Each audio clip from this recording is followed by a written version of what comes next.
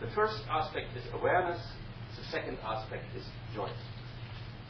Awareness, in a sense, you, my dear colleague Tu Wei Ming, already touched upon.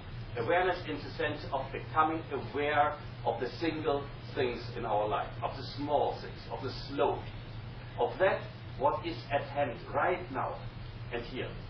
Now, for instance, you see, this glass of water can be as joyful as the most expensive champagne if I'm really aware of my thirst, which I have now because of the heat, and aware of the water which is cooling, and take this sip very consciously. It is as precious as champagne at a party where I don't need it. I think the water is even more precious. Now, to develop this sense, this awareness on our perceptive functions, on our perception of reality, on our perception of reality through the senses, I think is very, very important. We have so much input, orally, visually, olfactorily, in many ways, all the time around, that we cannot digest it anymore. So most of our psychosomatic diseases are digestion problems, but not just digestion of food, but digestion of information. If we train our mind to become aware and to become clear in the present moment, in the present sensual sensations, then much has been done. And we don't need all this greed, we don't need all new gadgets and so on in order to be satisfied. Second point is joy. What I'm talking about here is not a kind of asceticism of misery, asceticism which, as it were, declines the joy in life. Quite the opposite. In this awareness and in this ability to train your mind to live in the present moment and to enjoy what is given at hand lies a tremendous joy and fulfillment. A joy and fulfillment of your own experience of connectivity, as I would call it. And of course we are touching again a basic Buddhist principle of pratityasamutpada, of connectivity, that things are related. If you become aware of it, that you are related even with this drop of water, or this smell of the flower which we had before, or this and that, you become joyful. And this is what is needed to counterbalance this quantitative limitation of our mind because of our qualitative awareness.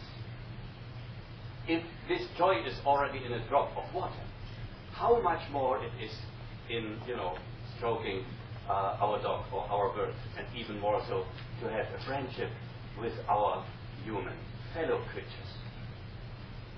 Love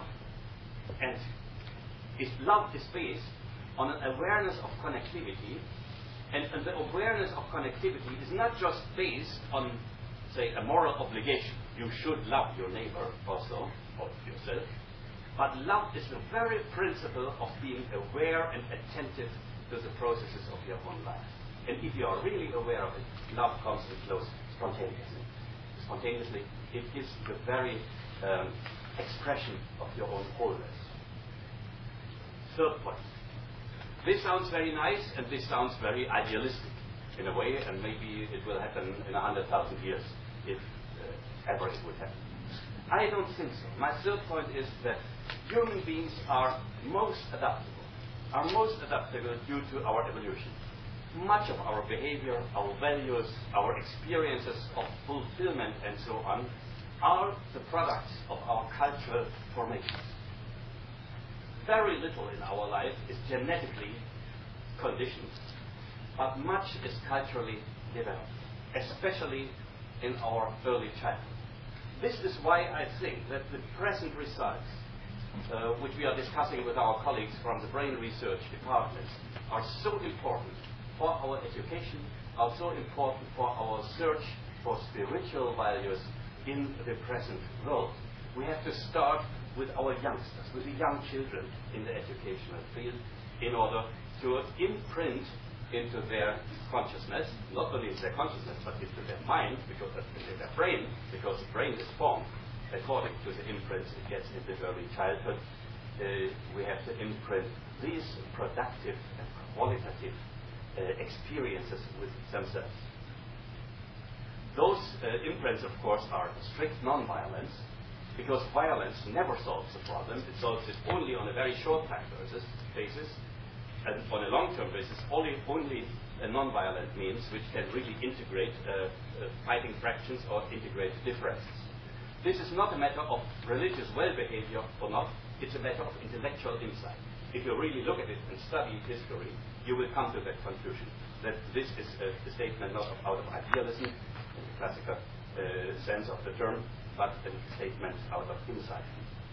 The second value which is so important here is, of course, righteousness. Righteousness involves and includes justice, but righteousness is more than justice.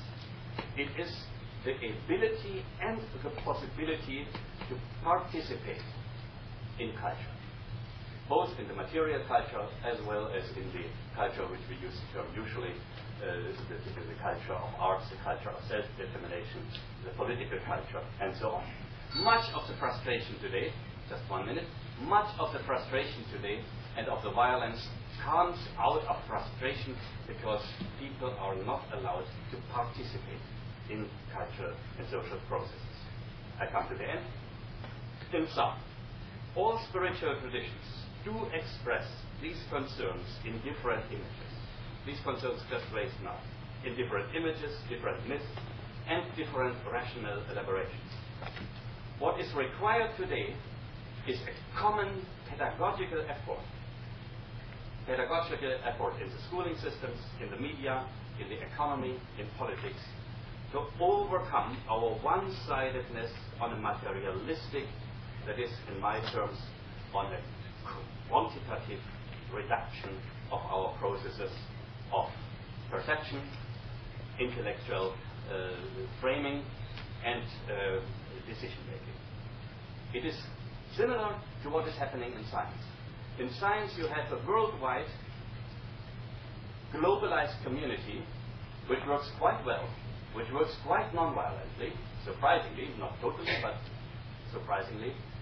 But it works because they are together working on a common goal.